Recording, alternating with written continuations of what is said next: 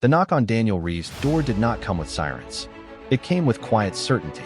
Detective Mara Collins stood on his porch at 8:12 p.m., 3 days after Lila Moreno's body was recovered. Behind her, 2 uniformed officers waited at a distance. Maple Grove had not yet turned on its pastor. But doubt was spreading, and doubt moves faster than faith. Daniel opened the door slowly. He was dressed neatly, as always. Collared shirt, calm expression, hands loosely clasped. "Detective," he said, voice steady. "I was expecting you." That was the first honest thing he had said. Inside the living room, Collins didn't sit. "We processed your SUV," she said plainly. Daniel nodded once. "And soil samples from your tires match sediment from the northern bank of Maple Lake." A flicker in his eyes. "It's a public road," he replied carefully. "Many people drive near the lake. Not at 9:48 p.m. on a Thursday, when they claim they went straight home." Silence. Collins stepped closer. "We also recovered a partial transfer pattern from Lila's jacket." He swallowed.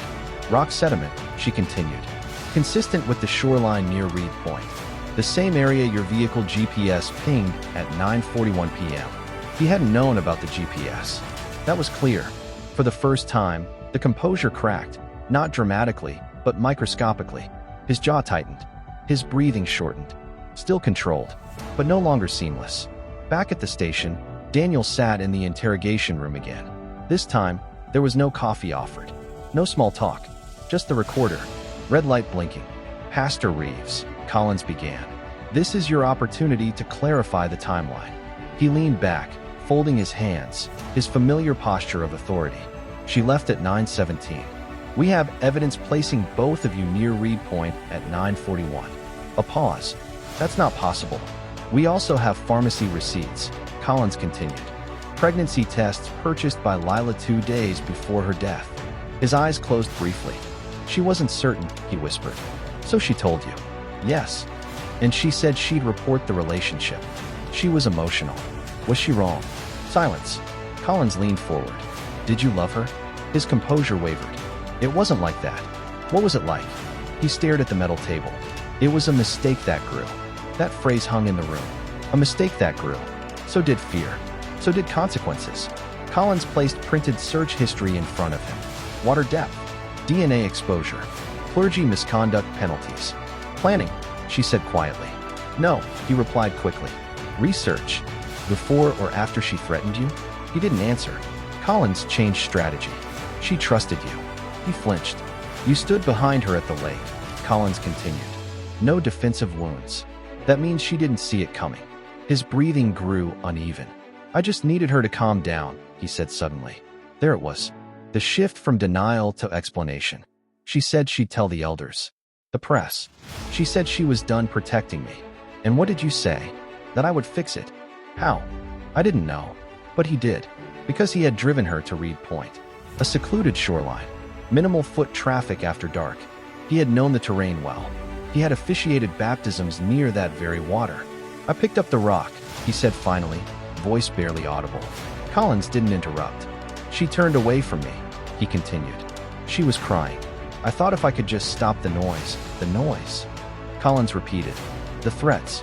The chaos. Everything falling apart." He looked up now. Tears in his eyes. Real tears. "I didn't mean to kill her." "Did you strike her once?" Collins asked. He nodded slowly. "One time. For someone who didn't mean to kill her," Collins said evenly. "You chose a rock heavy enough to ensure she wouldn't get up." He broke then, not violently, but inwardly. His shoulders collapsed. Years of constructed dignity folded into something smaller. "I couldn't let it destroy everything," he whispered. "Everything. Not everyone. Everything." Daniel Reeves signed the written statement at 11:47 p.m. Confession. Partial. He admitted to striking her. He claimed it was panic. He claimed it was fear. He claimed it was a moment. But Collins knew something deeper lingered. Because panic is messy. And nothing about that night was messy. He chose a secluded location. He searched water depth. He delayed activating the church alarm. He washed his hands for nearly 7 minutes when he returned home. Water usage logs confirmed it. That's not panic. That's calculation. As officers escorted him out, reporters had already gathered. Cameras flashed. Congregation members stood behind barricades, some crying, some shaking their heads in disbelief. Daniel glanced toward the crowd. For a second, his expression returned to something familiar. Calm, measured, almost relieved. Because the secret was no longer his to carry. But as Detective Collins watched him disappear into the patrol car, something unsettled her.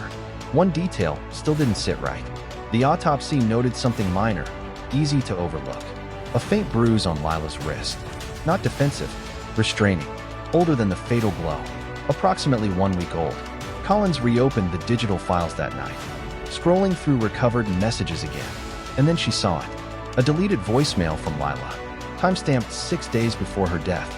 Transcription incomplete. But one sentence clear. You promised you wouldn't hurt May again. Collins leaned back slowly. Again, the word echoed, which meant the lake wasn't the first moment. It was just the last one. Daniel Reeves was no longer Pastor Daniel. He was inmate number 47281. Maple Grove had begun the slow, painful process of separating the man from the memory. Havenwood Community Church removed his name from the website. The sermons were archived. The office was cleared. But Detective Mara Collins wasn't finished. Because confessions close cases. They don't always tell the truth. Daniel admitted to striking Lila once. He called it panic. A moment. But the bruise on Lila's wrist, older than the fatal blow, refused to sit quietly in the file. Approximately 1 week old. Faint. Restraining. And then there was the voicemail. You promised you wouldn't hurt me again. Again. That word meant history. And history meant pattern. Collins returned to Lila's digital footprint. Deleted messages recovered in fragments. Cloud backups. Hidden folders. Archived chats. One thread stood out. 3 weeks before her death. Lila. I feel trapped. Daniel. You're not trapped. You're protected. Lila. That's not what it feels like. Another exchange. Lila. You said you'd give me space. Daniel. We both know that's not what you really want. The tone shifted over time.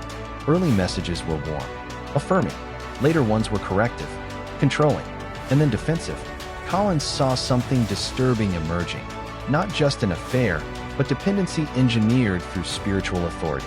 Trust as leverage. Faith as control. Collins requested interviews with former female congregants who had attended private counseling sessions with Daniel. Most defended him fiercely. He saved my marriage. He was kind. He never crossed a line. Until one didn't. A woman in her 30s. Nervous. Hesitant. He got too personal, she said quietly. Late-night texts. Emotional dependency. I stopped going. Did he ever threaten you? Collins asked. No, but he made me feel like I'd be spiritually lost without him.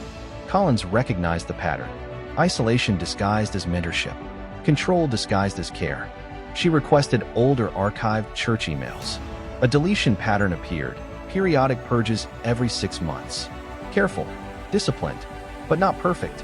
One internal memo from a church elder, dated 2 years earlier. Concerns raised about boundary issues during youth counseling. Recommend oversight. There had been whispers. They had been silenced. Collins visited Daniel at the county detention center. He looked thinner, less polished, but still composed.